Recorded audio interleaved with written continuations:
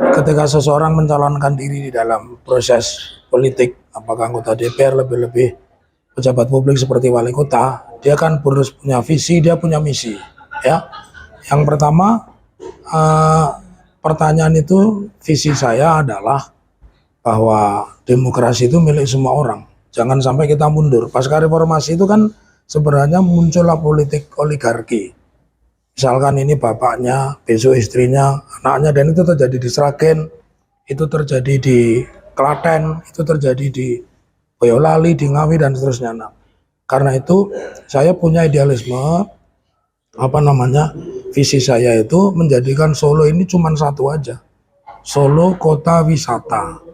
Ya, Solo bisa hidup sebagai kota wisata dengan segala atribut yang melekat di dalamnya. Kemudian misinya, bagaimana misinya? Ya, untuk bisa mewujudkan visinya, misi saya harus menjadi anggota DPR yang anggota mencalonkan diri sebagai bupati, wali kota. Karena itu tadi saya bilang, saya visinya nanti saya buka sederhana.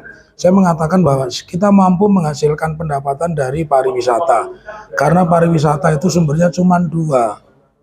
Satu kreatif, yang kedua orang yang butuh pikirannya segar. Orang stres butuh wisata, orang punya uang butuh wisata. Dan Solo memiliki potensi itu.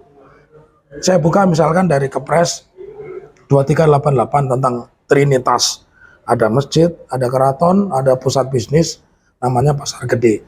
Nah itu ke depan keraton itu akan saya wujudkan menjadi areanya itu Forbidden City.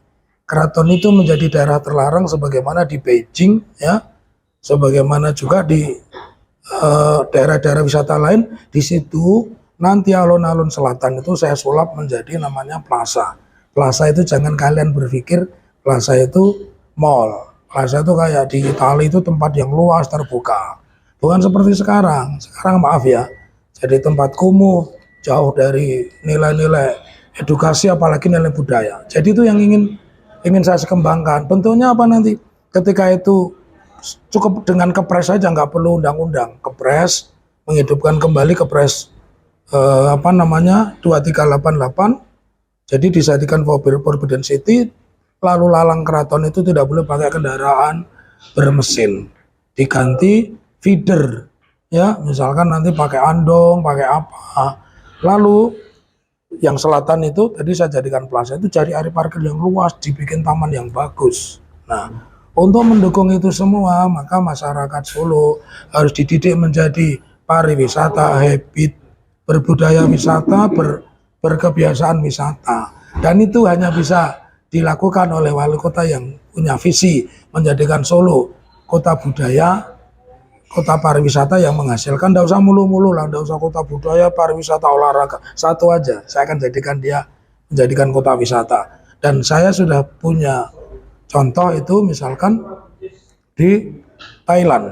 Thailand itu ada namanya Pattaya, ada Phuket, ada Patani. Itu Thailand itu jumlah wisatanya 3 kali jumlah penduduknya. Kalau mereka penduduknya 25 juta, wisatawannya 75 juta. Nah, saya ingin Solo seperti itu. Jangan kayak Gibran ngeklaim wisatanya lebih banyak dari Jogja, ngaco, ya. Karena kalau di Solo ini hotel-hotel juga tidak kreatif, teman-teman. Apa? Hotel-hotel itu cuma menjual kamar, tidak menjual destinasi. Kalau Anda pergi ke Jogja, orang lebih banyak long stay di Jogja. Di Solo semalam 2 malam, tapi bisa seminggu di Jogja. Dia jual sepeda aja, dia laku, sepeda kuno itu, ya. Dia bisa jual makanan, dia jual bisa baju. Sekarang kan jarang kalian tanya orang Solo pakai baju batik dan sebagainya kayak di Bali, kayak di Jakarta.